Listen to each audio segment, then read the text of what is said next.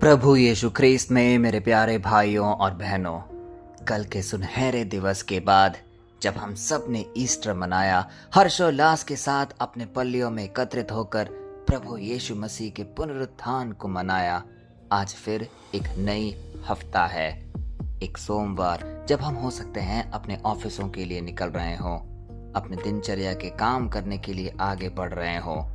कहीं ना कहीं हम ये सोच सकते हैं कि कल का दिन जिसमें हमने खुशियों भरे तरीके से सब सजावट करके एक बड़े महत्वाकांक्षी तरीके से दिन को मनाया, आज थोड़ा सूना सा लगे, जिंदगी वापस अपनी रफ्तार पे चलते हुए दिखे। लेकिन आज का दिन हमें यह याद दिलाता है कि ईस्टर की खुशियां खत्म नहीं हुई है। आने वाले वो तमाम दिनों में हमारे जीवन में वो झलकती रहनी चाहिए, क्योंकि ईस्टर सिर्फ एक दिन की खुशी नहीं है, वह हमारे अंतरतम का विश्वास है जो हमें हर दिन जीने के लिए प्रेरित करता है। उसी की कड़ी में आज का वचन भी लिया गया है, जो कि हम पढ़ेंगे यूहन्ना के सुसमाचार से, अध्याय 20 पद संख्या 19, और वह इस प्रकार है। यीशु आकर उनके बीच में खड़ा हुआ और कहा, तुम्हें शांति मिले। बड़ा ही महत्वपूर्ण वाक्य है ये। यीशु आकर उनके बीच में खड़ा हुआ और कहा, तुम्हें शांति मिले। प्यारे भाई और बहनों, जरा सोचिए उस समय का पल। चेले एक कमरे में बंद हैं, दरवाजे बंद, दिल में डर और बाहर खतरा। उन्हें लगता होगा कि अब हमारे साथ क्या होगा, हमारा भविष्य आखिर कहाँ जा रहा है। कल तक जो उनके साथ था, जिनकी शिक्षाओं को वो अपने जीवन में अपनाते थे, वह क्रूस पर चढ़ गया है। हाँ, उन्होंने सुना है कि वह जी उठा है, लेकिन फिर भी दिल में एक डर है, विश्वास की कमी है। और उसी डर के बीच अचानक यीशु उनके बीच में खड़े हो जाते हैं। कोई दरवाजा नहीं खुलता, कोई आवाज नहीं होती, बस वह आते हैं और पहला शब्द वह क्या बोलते हैं, तुम्हें शांति मिले।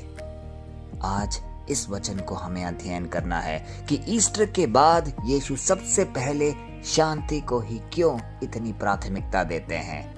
ध्यान दीजिए, उन्होंने यह नहीं कहा डरो मत, उन्होंने यह नहीं कहा तुम गलत थे, उन्होंने बस कहा शांति मिले तुम्हें। हम अक्सर सोचते हैं कि शांति तब मिलेगी जब सब कुछ ठीक हो जाएगा, लेकिन आज का वचन हमें कुछ अलग शिक्षा देता है। शांति हालात से नहीं आती, शांति यीशु की उपस्थिति से आती है। सोचिए, दरवाजे अब भी बंद थे, खतरा अब भी नहीं टला था, लेकिन शांति आ गई। आखिर क्यों? क्योंकि यीशु आ गए थे। कितनी बार हम अपनी जिंदगी में अपने विपरीत परिस्थितियों में निराश होकर अपने आप को नीचे गिराते रहते हैं। कभी कभी हम इतने नकारात्मक सोचते हैं कि हमारे जीवन में कुछ भी भला हो ही नहीं सकता। हो सकता है हमें जो असफलता मिली है वह हमारे सर चढ़कर बोल रही हो। उन सारे क्षणों में हमें सिर्फ एक चीज की जरूरत होती है, और वह है शांति। हो सकता है कि चीजें तुरंत सही ना हो सकता है कि हमें तुरंत सफलता ना भी मिले, लेकिन कोई भी एक शांति वाले वचन हमसे कह दे या हमारे जीवन में, हमारे अध्यात्म में शांति भर दे, तो हमें एक अलग से सुकून मिलता है। इसीलिए आज ईस्टर हम सबको सिखा रहा है कि डर होना गलत नहीं है। चेले भी डरे हुए थे, तो अगर हम डरते हैं, टूटते हैं, यह इंसानी है, यह आमतौर से सबके जीवन में होता है। लेकिन वहीं रुक जाना यह सही नहीं है। यीशु बंद दरवाजे में भी आ सकते हैं। कई बार हम अपने दिल के दरवाजे बंद कर देते हैं। हो सकता है कारण अनेक हो, जैसे दर्द की वजह, धोखे की वजह, निराशा की वजह।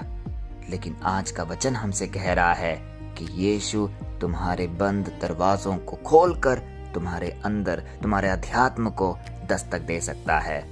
कोई भी दरवाजा इतना बंद नहीं कि यीशु अंदर ना आ सके। इसीलिए आज हमें सिर्फ एक चीज की जरूरत है, और वह है विश्वास। शांति एक एहसास नहीं, एक उपस्थिति है। हम सोचते हैं कि शांति मतलब सब ठीक ठाक रहना, लेकिन सच्चाई यह है, शांति मतलब यीशु का हमारे साथ होना। इसीलिए जीवन में चाहे कितनी भी उथल पुथल हो रही हो, हमारे आसपास में चीजें बिगड़ती हुई दिखे, लेकिन यदि यीशु हमारे साथ हैं तो हम शांति को महसूस कर पाएंगे। अपने जरा जीवन में देखिए क्या आज आपके अंदर कोई भी प्रकार का डर है, कोई अनिश्चितता है, चाहे वो भविष्य को लेकर हो, परिवार की चिंता हो, बीमारी या आर्थिक परेशानी हो, किसी भी प्रकार का डर। कभी कभी हम बाहर से तो ठीक दिखते हैं, लेकिन अंदर एक बंद कमरा होता है जहां हम अकेले होते हैं, और कभी कभी तो वहां रोते भी हैं। आज वही जगह है जहां यीशु आना चाहता है। इस प्रार्थना सभा में हर वह व्यक्ति जो किसी भी चीज को लेकर चिंतित है या परेशान है, आज प्रभु यीशु उनके जीवन में दस्तक देने वाले हैं, उन्हें स्पर्श करने वाले हैं। हमें सिर्फ विश्वास करना है। यीशु जब आए तो उन्होंने चेलों को उनके डर के लिए डांटा नहीं, उन्होंने उन्हें दोष नहीं दिया, उन्होंने बस उन्हें शांति दी। इसका मतलब परमेश्वर हमें बदलने से पहले हमें संभालता है।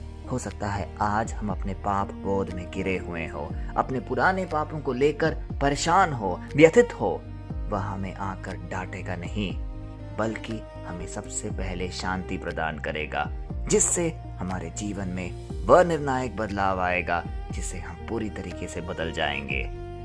ईस्टर के बाद असली परीक्षा अब शुरू होती है। क्या हम अब भी विश्वास रखते हैं? क्या हम अब भी प्रार्थना करते हैं? क्या हम अब भी शांति में जीते हैं? यह सवाल हमें आज अपने आप से पूछना है, क्योंकि ईस्टर सिर्फ कब्र में खाली होने की कहानी नहीं है, यह दिल के भर जाने की कहानी है। इसीलिए आज इस दिन का महत्व जानते हुए ईस्टर के बाद के दिनों को भी हम उतने ही उत्साह से मनाएं जितने उत्साह से हमने ईस्टर की तैयारी की थी।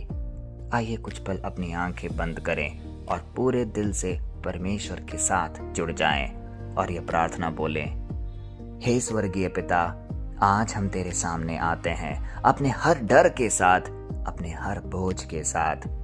हे प्रभु, तू जानता है कि हमारे दिल के अंदर क्या कुछ नहीं चल रहा। कई बार हम मुस्कुराते हैं लेकिन अंदर ही अंदर टूटे हुए होते हैं। कई बार हम मजबूत दिखते हैं लेकिन अंदर से डरे हुए होते हैं। हे प्रभु, आज उसी बंद कमरे में दस्तक दे जहां हमने सब कुछ छुपा रखा है। आज तू हमारे बीच में खड़ा हो जा और वही शब्द बोल, तुम्हें शांति मिले। हे प्रभु यीशु मसीह, तेरी शांति हमारे दिलों में भर दे, हमारे डर को हटा दे, हमारी चिंताओं को दूर कर दे। जो भी ये संदेश आज सुन रहा है, उनके जीवन में आज एक बड़ा बदलाव दिखे। उनके घरों में शांति, उनके रिश्तों में प्रेम और उनके भविष्य में एक आशा दिखे। और हमें यह विश्वास दे कि तू हमेशा हमारे साथ खड़ा है। यह प्रार्थना हम यीशु मसीह के सामर्थी नाम पे करते हैं। आमीन। प्यारे भाई और बहनों, ईस्टर के बाद का जीवन शोर से नहीं, शांति से पहचाना जाता है। आज जब आप आगे बढ़ेंगे तो याद रखिए, हालात बदले या ना बदले, लोग समझें या ना समझें, रास्ता साफ हो या ना हो, अगर यीशु आपके साथ है तो शांति आपके अंदर जरूर रहेगी। और जहाँ शांति है वहाँ परमेश्वर का निवास है। अगर आपके दिल में कोई भी प्रार्थना है जो आपके दिल में अभी उमड़ रही है, उसे दिल तक सीमित मत रखिए, उसे व्यक्त कीजिए ताकि हम सब मिलकर उस विषय के लिए प्रार्थना करें। हर दिन में आपकी शांति और समृद्धि बनी रहे। पिता परमेश्वर की असीम दया, कृपा और क्षमा में आपको, आपके परिवारजन को, आपके हर एक निवेदन को हम प्रस्तुत करते हैं, पिता, पुत्र और पवित्र आत्मा के नाम पर। आमीन।